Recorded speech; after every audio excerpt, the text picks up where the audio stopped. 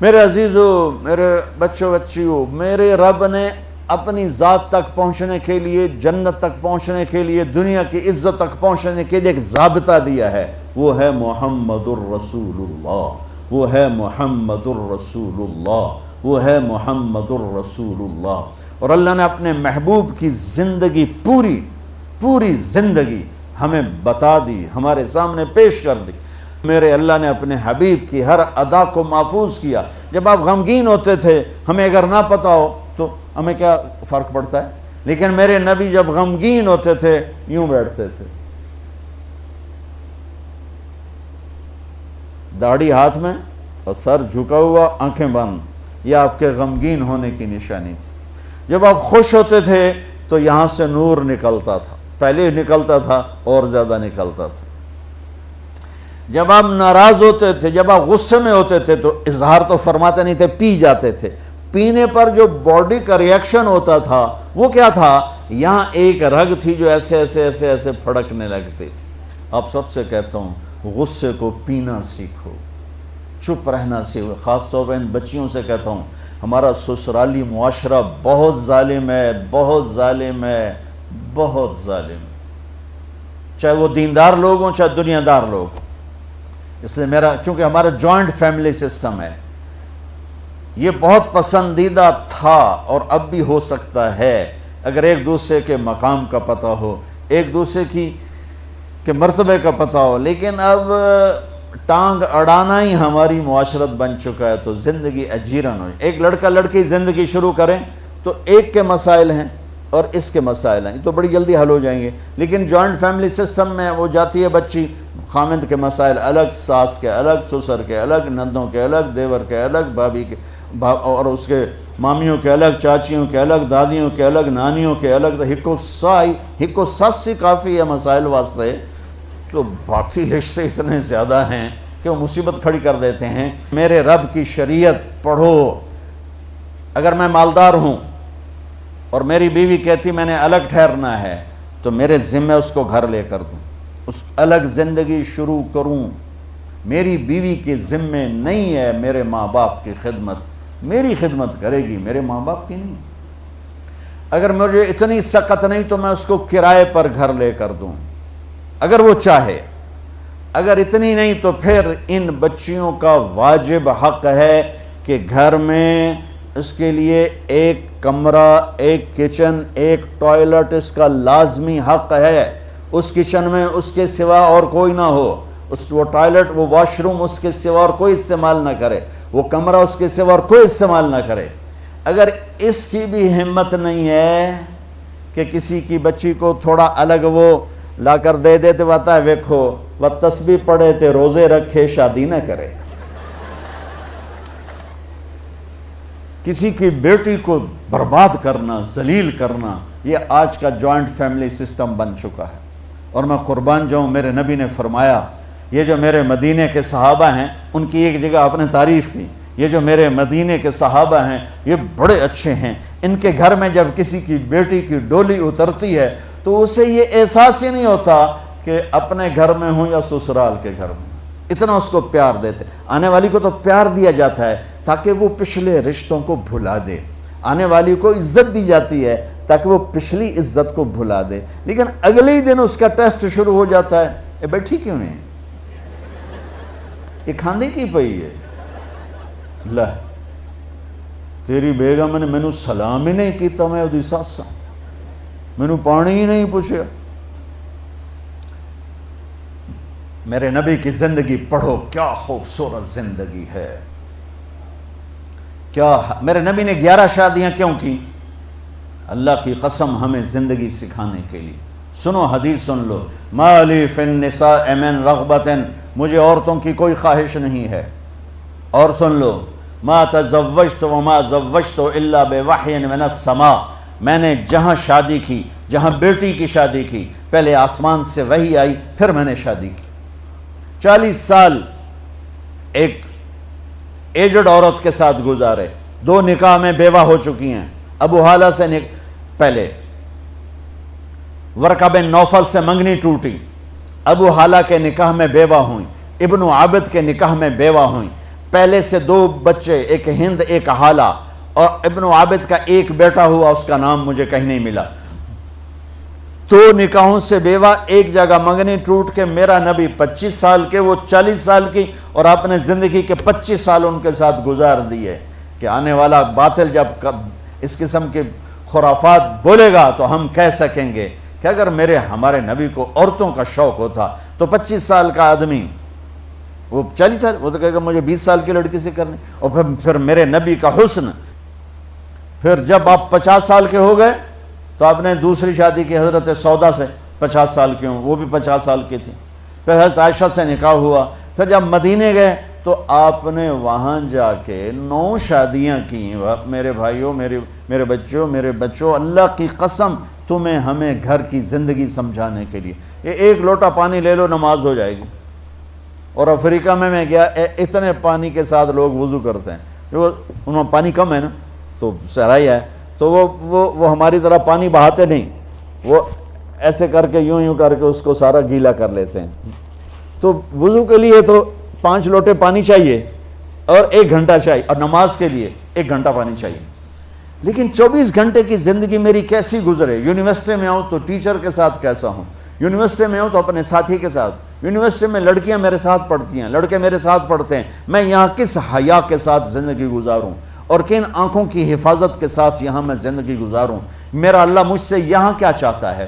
جب میں گھر میں جاتا ہوں، اگر میں بچہ ہوں اور میری ماں اور باپ ہے تو میرا اللہ مجھ سے کیا چاہتا ہے؟ اگر میں خامند ہوں تو میرا اللہ مجھ سے کیا چاہتا ہے؟ میں گھر میں داخل ہوں میرے نبی کے طریقے کے ساتھ تو میں باپ ہوں، میں گھر میں آؤں اور میرے بچے سہم رہے ہوں تو میں باپ نہیں، میں تھانے دار ہوں، میں پروفیسر نہیں ہوں، میں تھانے دار ہوں۔ میں گھر میں انٹر ہوں اور میری بیوی پریشان ہو جائے تو میں خامند نہیں ہوں، میں تھانے دار ہوں۔ میں کلاس روم میں آؤں اور بچوں کے چہرے لٹک جائیں تو میں پروفیسر نہیں ہوں، تھانے دار ہوں۔ میں نہ آؤں اور بچے کہیں شکر ہے نہیں آئے، سر نہیں آئے، تو یہ سر نہیں ہے، یہ سر ہے۔ سر وہ ہوتا ہے جس کے آنے سے بچوں کے چہرے کھل جائیں، خامند وہ ہوتا ہے جس کو دیکھ کے بیوی خوش ہو جائے، بیوی وہ ہوتی ہے جس کو دیکھ کے خامند خوش ہو جائے، اور دیکھ کے دوبارہ باہر بھاگنے کو جی چاہے تو بیوی تو ڈینڈ ہوئی ہوتا۔ تو میرے نبی نے 11 گھر آباد کر کے ہمیں ایک زندگی سکھائی۔ اور بچوں، اگر اپنے نبی کی ساری زندگی کا خلاصہ بتاؤں تو 2 حدیثوں میں آ جائے گا۔ ایک، زبان کی حفاظت کرو ہر رشتے کے سامنے، اور ایک، اپنے دل کو پاک رکھو ہر انسان سے، تو پورے نبی کی زندگی آپ کے ہاتھ میں آ جائے، پوری زندگی۔ ہمارے ہاں صرف عبادات اور تسبیح تک کا دین موجود ہے، لیکن میرے نبی کی معاشرت، میرے نبی کے اخلاق، میرے نبی کا عزت دینا دیکھو، عزت دینا دیکھو۔ آپ ٹیچر بیٹھے ہیں، آپ کے ساتھ بچے بیٹھے ہوئے ہیں، آپ کو کوئی بلاتا سر تو آپ یوں کرتے ہیں، ہاں۔ میرے نبی کو کوئی بلاتا تھا تو وہ کیا کرتے تھے؟ وہ تو سارے سروں کے سر تھے نا، سرداروں کے سردار۔ اب بیٹھے ہوئے ہیں تو میرے نبی کو کوئی بلاتا یا رسول اللہ تو آپ یوں نہیں کرتے تھے، آپ یوں کرتے تھے، جی، فل چہرہ بھی چھاتی بھی۔ ادھر سے کوئی بلاتا یا رسول اللہ تو آپ یوں نہیں کرتے، آپ یوں کرتے تھے۔ کوئی ادھر سے بلاتا ہے، رانجھا صاحب مجھے بلاتے ہیں ادھر سے، ہاں جی میں تو اتنا ہی کہوں گا۔ لیکن جب میرے نبی کو کوئی بلاتا تو آپ یوں کیا کرتے تھے۔ اور جب آپ کھڑے ہوتے تھے اور آپ کو کوئی بلاتا تھا تو آپ یوں نہیں کرتے تھے، آپ یوں کرتے تھے، اور ساتھ اسمائل دیتے تھے، پورا مڑتے تھے، چھوٹے کے لیے بھی بڑے کے بھی۔ بیٹی فاطمہ گھر میں آتی ہے، بچوں کو کس طرح ڈیل کیا؟ میں روزانہ میرے پاس بچہ گستاخ ہے، بچہ نافرمان ہے، باپ جی بچہ اب سنتا نہیں ہے، بچہ یہ ہے، بچہ وہ ہے۔ ایک نبی کی حدیث سن لو، بچے تمہارے غلام ہیں۔ آپ سب باپ بیٹھے ہو، جو جتنے آپ ٹیچر بیٹھے ہو، اب سب باپ بیٹھے ہو۔ جو مستورات ٹیچر ہیں وہ بھی ماں بیٹھی ہیں، اور اصلی باپ اور ماں بھی بیٹھے ہوئے ہیں۔ میرے نبی نے فرمایا اکرموا اولادکم، اپنے بچوں کو عزت دو، عزت دو۔ میرے نبی کیسے عزت دیتے تھے؟ حضرت فاطمہ گھر میں انٹر ہوتی، اور یہ حضرت فاطمہ کا آنا کوئی 8ویں دن نہیں ہوتا تھا، گھر کے ساتھ گھر تھا، 2-4 گھر چھوڑ کے حضرت فاطمہ کا گھر تھا، ہر دوسرے تیسرے دن حضرت فاطمہ آتی ہیں، میرے نبی چیئر پہ بیٹھے ہیں، زمین پر بیٹھے ہیں، چارپائی پر بیٹھے ہیں، لیٹے ہوئے ہیں، جو ہی فاطمہ کو دیکھتے آپ کھڑے ہو جاتے. سبحان اللہ. کوئی اپنے بچوں کے لیے کھڑا ہوتا ہے؟ آپ لوگ کلاس روم میں آتے ہو تو آپ کے لیے بچے کھڑے ہوتے ہیں، اور میرے نبی کیا، یہ بچے آپ کی اولاد ہیں، میرے نبی کھڑے ہو جاتے، اور وہیں نہیں کھڑے رہتے تھے بلکہ تیزی سے آگے بڑھتے تھے اور جا کر حضرت فاطمہ کا ہاتھ پکڑ لیتے تھے مسافر کے، اور پھر دیکھو مجھے یوں بوسہ لیتے، پھر ہاتھ پکڑے پکڑے پکڑے لے کر آتے، پہلے حضرت فاطمہ کو بٹھاتے پھر خود بیٹھتے تھے. تو پھر کیا جنت کی عورتوں کی سرداری مل گئی. اپنے زبان کا بول میٹھا کرو، اپنے اخلاق اچھے کرو، اپنا چہرے کو خوبصورت کرو، جو اللہ نے دے دیا اس کو مسکرانے سے سجاؤ. مسلمان کو مسکرا کے ملنا بھی صدقے کا ثواب ہے. اور اس موبائل نے تباہی پھیر دی ہمارا. بچہ بات کر رہا ہے اور اماں لگی ہوئی ہے ڈرامے دیتے، ہاں بتاؤ سن رہی ہوں، بکو کیا بک رہے ہو، سن رہی ہوں. دیکھو اللہ کے واسطے یہ فون ہے بھائی، فون ہے، اسے ضرورت کے لیے استعمال کرو، اس کو اپنے لیے لعنت مصیبت نہ بناؤ. ایک خاتون پیپر چیک کر رہی تھیں، ٹیچر تھیں، تو چیک کرتے کرتے رونے لگیں، تو ان کے خامند نے پوچھا کیا ہوا، تو انہوں نے پیپر آگے کر دیا، اوپر roll number dash dash dash, تو اس میں تھا کہ تم کیا بننا چاہتے ہو، ایک کویسچن تھا، تم کیا بننا چاہتے ہو. تو اس بچے نے یہاں سے شروع کیا، I want to be a smart phone, یہاں سے اس نے یہ بات، چھوٹے بچوں کا پیپر، تو وہ پڑھا کہ بھئی میں اسمارٹ فون بننا چاہتا ہوں، چونکہ میرے ماں باپ جتنا فون کو اہمیت دیتے ہیں اتنا مجھے اہمیت نہیں دیتے، تو میں اسمارٹ فون بننا چاہتا ہوں. تو اس کے خامند نے کہا تو اس میں تو کیوں رو رہی؟ کہا تمہیں پتہ ہے یہ رول نمبر کس کا ہے؟ کہا نہیں. کہا یہ تیرے میرے بچے کا ہے. میرے نبی نے ایک زندگی سکھائی. آپ گھر میں آتے تھے مسکراتے ہوئے آتے تھے، اظہار محبت فرماتے تھے. عرب کے ماحول میں بیوی سے اظہار محبت عیب تھا، اور گرل فرینڈ بنانا ایک فخر تھا. آپ لوگ کٹھے پڑھتے ہو، اس لعنت سے بچو. باعزت آئے ہو، باعزت چلے جاؤ. اپنی شادیاں ماں باپ کی رائے سے کرو، ماں باپ کی دعائیں لے کر کرو، اپنے فیصلے خود مت کرو. یہ کیا کریں، اب بچے بچیاں کٹھے پڑھتے ہیں تو اس قسم کی لعنتیں چلیں گی تو صحیح، لیکن میں جتنا بچ سکتے ہو بچوں بچو. اپنے فیصلے ماں باپ کے حوالے کرو، اپنے فیصلے ماں باپ کے حوالے کرو. چونکہ جتنی عشق کی شادیاں ہوتی ہیں وہ ساری ہی ناکام ہوتی ہیں. عرب کے ماحول میں اظہار عشق بیوی کا عیب، اور گرل فرینڈ کے لیے اشعار. اس کلچر میں بھرے مجمع میں ایک آدمی پوچھتا ہے یا رسول اللہ من احب الناس الیک، آپ کو سب سے زیادہ کس سے محبت ہے؟ تو اپنے نبی کی سنو. آپ نے زور سے فرمایا عائشہ سے. وہ ہل گیا، کہنے لگا ارے یہ کیا ہوا یا رسول اللہ، میرا مطلب یہ نہیں ہے، میرا مطلب ہے کہ مردوں میں کس سے زیادہ پیار ہے.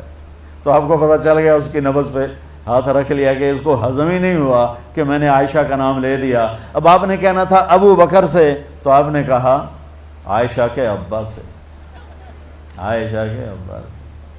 آپ اتنے کائنات کا بوجھ سر پہ اٹھا کے زندگی گزاری اور اپنے حسنین کے لیے روزانہ وقت نکالتے تھے. آپ کہتے ہو میں ریکٹر ہو گیا ہوں، میرے پاس ٹائم کوئی نہیں، میں پروفیسر ہو گیا ہوں، میرے پاس ٹائم ہی کوئی نہیں. تو کیا فائدہ ہے ٹائیاں لگانے کا؟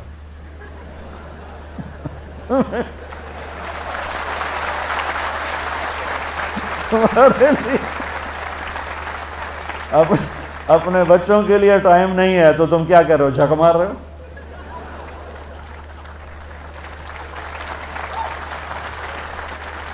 میرے نبی سے زیادہ مصروف کوئی آئے گا؟ بولو، جواب دو زور سے. 7 بر اعظم کے انسان اور قیامت تک کے انسانوں کی ذمہ داری سر پر ہو، اور وہ روز بچوں کے لیے وقت نکالیں. این اللقا، میرے شرارتی بچے کدھر ہیں؟